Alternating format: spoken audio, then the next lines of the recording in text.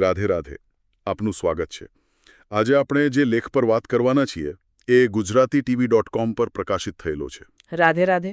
આ શ્રી પ્રેમાનંદજી મહારાજના એક સત્સંગ પર આધારિત છે અને એનું સંકલન સેવક માધવ જસાપરાએ બહુ સુંદર રીતે કર્યું છે. હા, અને આ લેખ આમ તો પ્રશ્નોત્તરી સ્વરૂપમાં છે, પણ જો આપણે બધા પ્રશ્નોને જોડીને જોઈએ ને તો એક આખી આધ્યાત્મિક યાત્રા દેખાય છે. બરાબર. સાધનાની શરૂઆતથી લઈને સિદ્ધિના ભ્રમ સુધી અને પછી રોજિંદા જીવનમાં ભક્તિને કેવી રીતે જીવવી ત્યાં સુધીની વાત છે. ચોક્કસ. એટલે આજની આપણી ચર્ચાનો હેતુ એ સમજવાનો છે કે મહારાજશ્રીના મતે સાચી આધ્યાત્મિકતા શું છે અને ખબર છે અહંકારના જે સૂક્ષ્મ ફંદા હોય છે એમાંથી કેવી રીતે બચવું. ચાલો તો પછી આ ઊંડી ચર્ચા શરૂ કરીએ.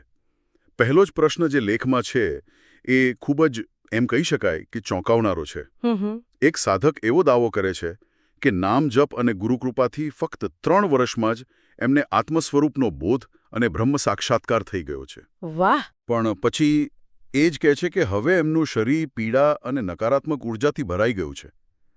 આ બંને વાતો એકસાથે કેવી રીતે શક્ય બને? અહીં જ મહારાજશ્રીએ અહંકારની સૌથી મોટી રમત પકડી પાડી છે. તેઓ સીધો જ એ દાવા પર પ્રશ્ન ઉઠાવે છે. અચ્છા.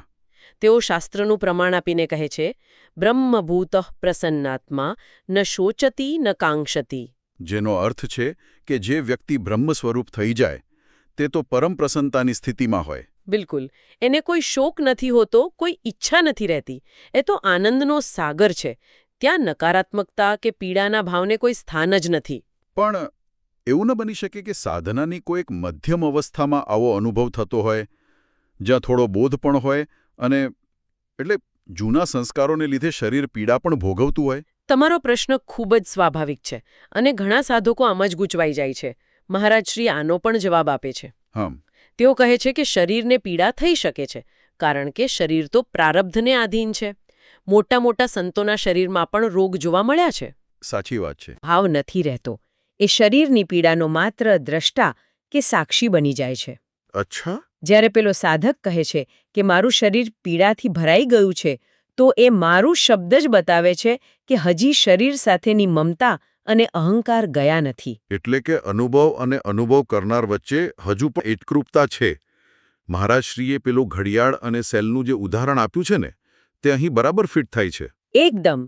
જેમ ઘડિયાળમાંથી સેલ કાઢી લો પછી કાંટા ચાલી જ ન શકે, એમ જેનું અંતઃકરણ બ્રહ્મમાં સ્થિર થઈ ગયું હોય એના વિચારો બંધ થઈ જાય છે.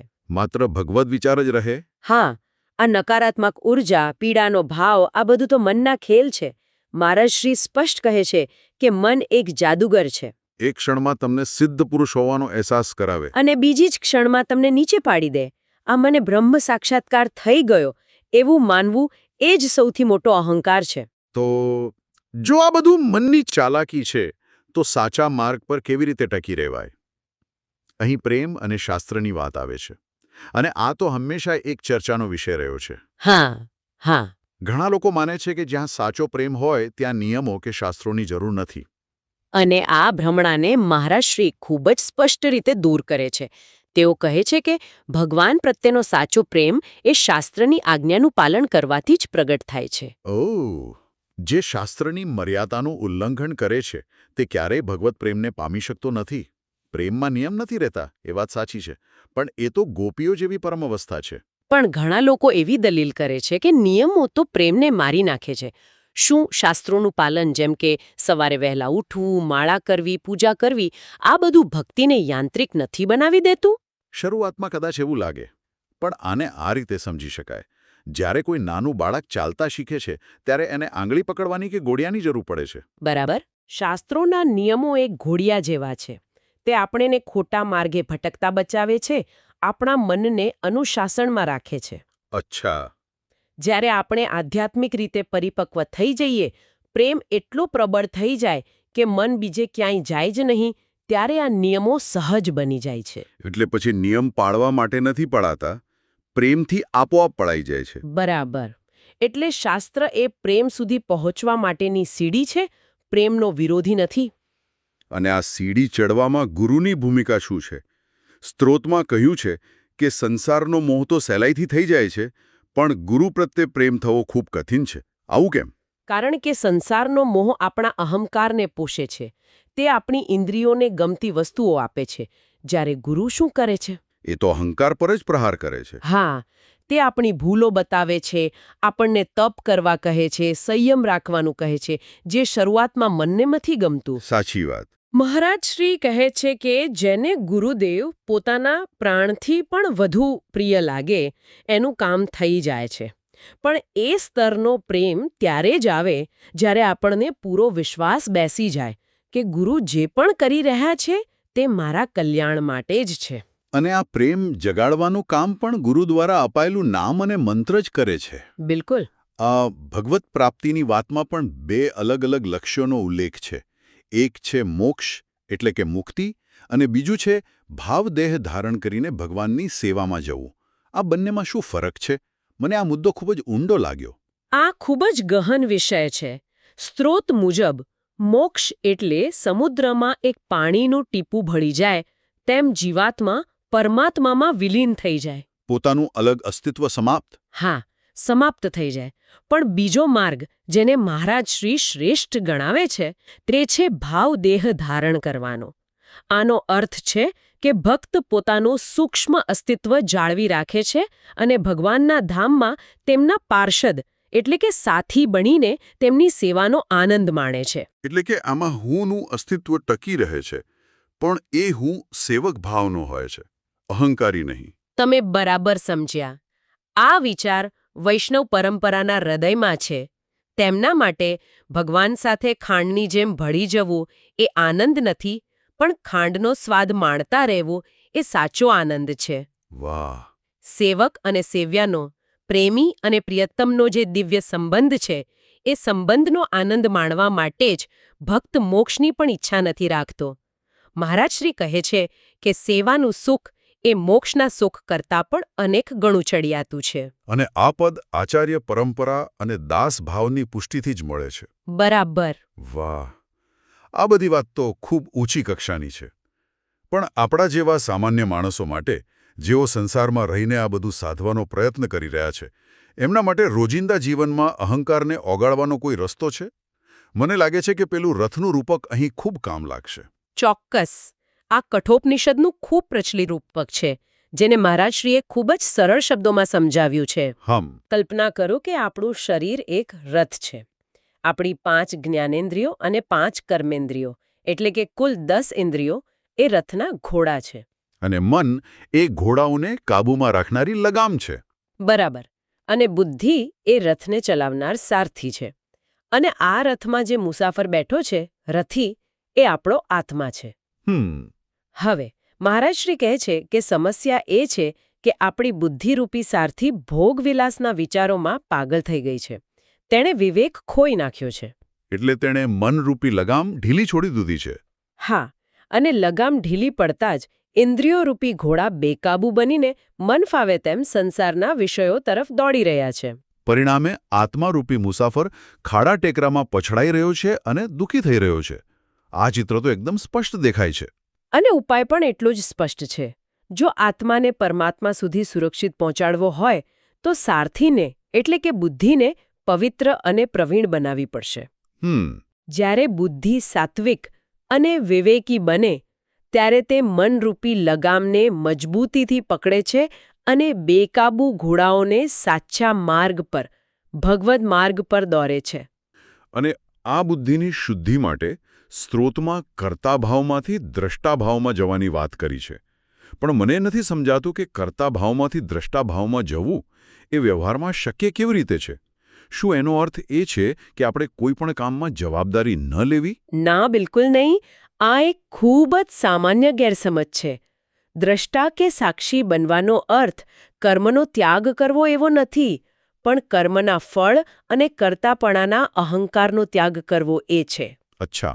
જેમ જેમ ભજન અને સાધના વધે છે તેમ તેમ વ્યક્તિને સમજાય છે કે હું કશું નથી કરતો. આ બધું તો પ્રકૃતિના 3 ગુણો દ્વારા, ભગવાનની શક્તિ દ્વારા જ થઈ રહ્યું છે.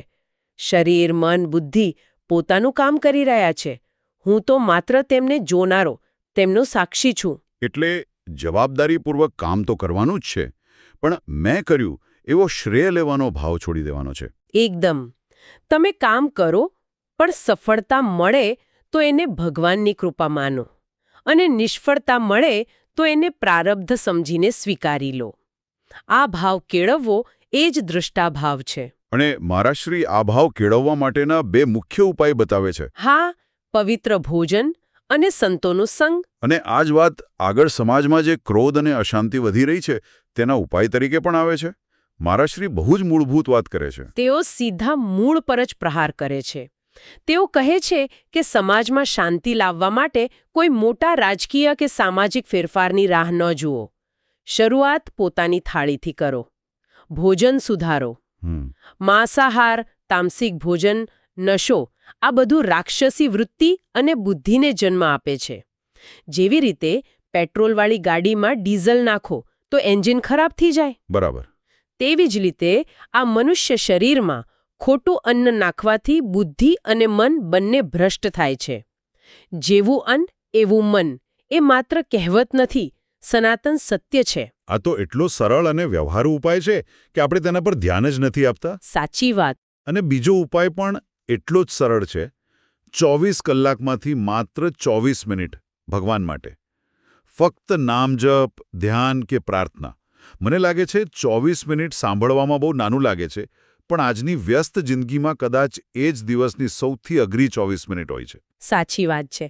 પણ મહારાજ શ્રી કહે છે કે જો આટલું પણ પ્રામાણિકતાથી કરવામાં આવે તો વ્યક્તિના જીવનમાં અને ધીરે ધીરે સમગ્ર સમાજમાં શાંતિની લહેર આવી શકે છે. અને આ જ સિદ્ધાંતને તેમણે એક જેલરના પ્રશ્નના જવાબમાં ખૂબ સુંદર રીતે સમજાવ્યો છે. એ ભાગ મને આખા સત્સંગનો સાર લાગ્યો. હા, એ પ્રશ્ન ખરેખર અનોખો હતો.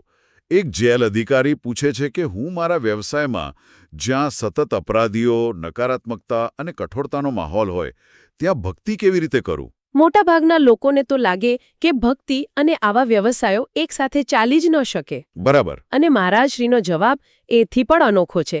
તેઓ એમ નથી કહેતા કે તમે નોકરી છોડી દો. તેઓ કહે છે કે તમે જેલના અધિકારી તરીકે તમારો ધર્મ સંપૂર્ણ કઠોરતાથી બજાવો, પણ અંદર ભગવત ભાવ રાખીને. કેવી રીતે? જ્યારે કોઈ કેદીને દંડ આપો ત્યારે મનમાં દ્વેષ ભાવ નહીં, પણ કર્તવ્ય ભાવ રાખો. એવો ભાવ રાખો કે આ જીવની અંદર પણ પરમાત્મા બિરાજમાન છે અને તેના પાપ કર્મોમાંથી તેને મુક્ત કરવા માટે આ દંડ જરૂરી છે. તમે તો માત્ર નિમિત્ત છો. તેમણે યમરાજનું જે ઉદાહરણ આપ્યું તે તો અદ્ભુત છે. હા. જે યમરાજ આખી સૃષ્ટિના નરકનું સંચાલન કરે છે, જીવોને તેમના કર્મોનું ભયંકર ફળ આપે છે, છતાં તેઓ ભગવાનના પરમ ભક્તોમાં ગણાય છે. કેમ? કારણ કે તેઓ પોતાનું કાર્ય અનાસક્ત ભાવે ભગવાનની આજ્ઞા માનીને કરે છે. તેમના મનમાં કોઈ જીવ પ્રત્યે રાગ કે દ્વેષ નથી. બરાબર છે. આનો અર્થ એ થયો કે ભક્તિ એ કોઈ ચોક્કસ ક્રિયા નથી, પણ એક દૃષ્ટિકોણ છે, એક ભાવ છે.